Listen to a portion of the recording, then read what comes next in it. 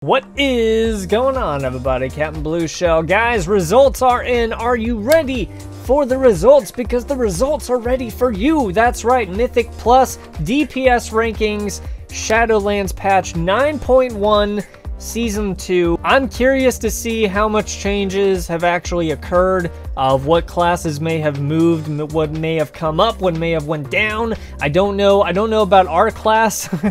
It's probably our class. It's not going to be a pretty sight. So buckle in, you're in for the ride. For the results, stick around. It's Captain Blue Shell. Well, if it isn't Captain Blue Shell. Alright guys, like we said, Season 2, getting right into it. About this tier list is not final. It will change and be updated as often as necessary. I love it when you lie to me. And a final warning, guys. Final warning, guys. This tier list should not discourage you to play whatever you enjoy the most, as I have always been playing off-meta classes and have happened to really have good results in an actual Mythic Plus environment. That's adorable. Alright guys, we are one scroll away. What do you think came in first? What class do you guys think is number one that is coming first? I'm going to guess some kind of either mage or a rogue. You know, I can't decide either or, because if I'm wrong, then I'm going to look like an idiot. But that's going to be my choice. That's my final choice. Either a rogue or a mage. Here we go, guys. Are you ready? Let's scroll down. The top 5. Outlaw Rogue for S tier, Windwalker Monk S tier, Elemental Shaman, we got Fire Mage, all of these S tier, the top 4. So I think Fire Mage just went down. Outlaw Rogue number 1. That's, I mean, they were up there beforehand too. So that's nothing really, you know, oh my god, you know, like surprising. Marksmanship Hunter at number 5. I like seeing at number 5. I really do. Also too, we've got Havoc Demon Hunter at 6, Shadow Priest 7, Affliction Warlock 8, 9 is the Frost Mage, and 10 Assassination Rogue. So guys, that means that we have 2 rogues in top 10 and also 2 mages top 10 too as well. I'm going to go ahead and compare this real quick to Season 1, just kind of like a side-by-side comparison, see how at least the top 10 moved. And let me go ahead and scroll down. It's the Scroll of Shame. The Scroll of Shame! Scroll of Shame! I know it's the Scroll of Shame. Stop making fun of me. Oh god, Destruction Warlock still at 23. Oh no. And we're gonna read about that in just a second, but let me go ahead, pull that up for us. A side-by-side comparison of the top 5, just for the changes, just real quick, and then we'll go ahead and read a little bit more in depth, in detail, about probably the top 5, and then of course the Affliction Warlock. I know, I hate you. Go ahead and do my little Tetris. It's a mini game. It's a Tetris mini game that I just created. It's awesome. So as you can see, guys, Season 1 Mythic Plus, there were actually 2 classes in S tier. Now there are 4. Yes, 4 in total.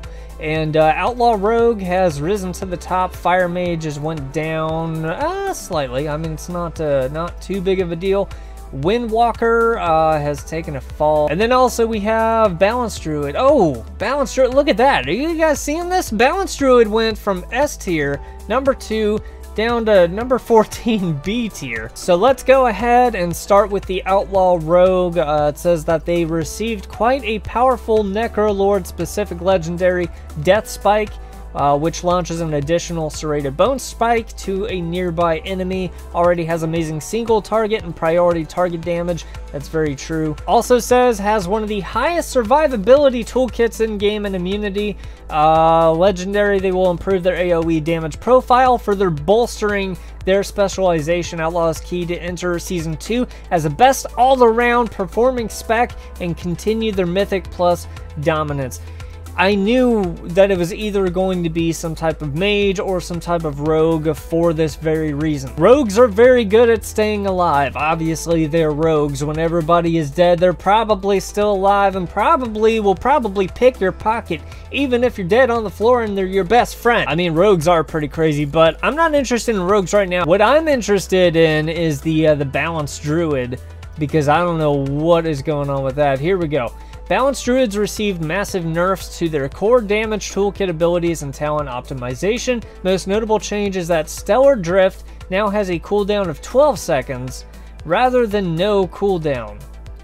It deals 50% increased damage.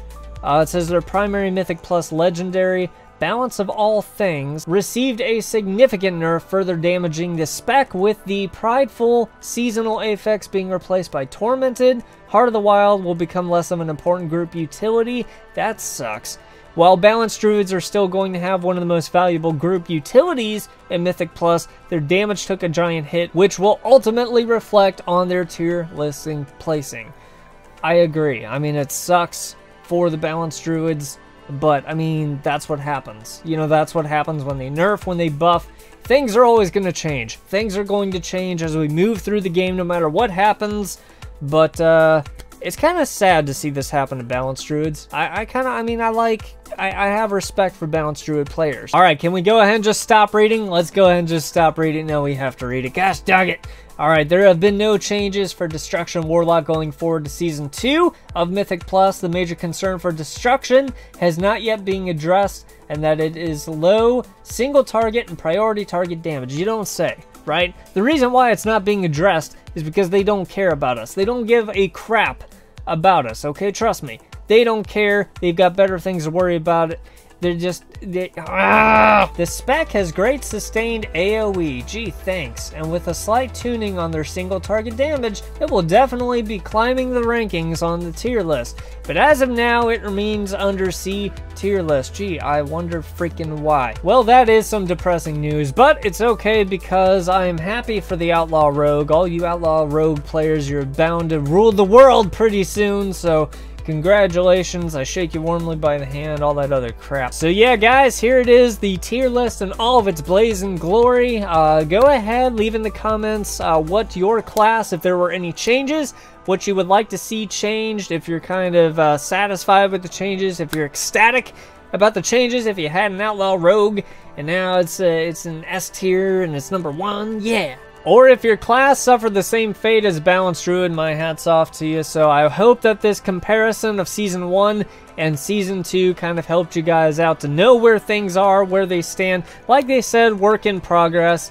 It's nothing, you know, set in stone. And also, too, it's from what they've kind of seen in the dungeons, too, as well, DPS. So take it with a grain of salt. And like it said, do not let it you know, guide your judgment of what class to play. If you have fun with it, stick with it. You know, I'm a Destro Lock. I'm going to stick with my Destro Lock, even though we're at 23.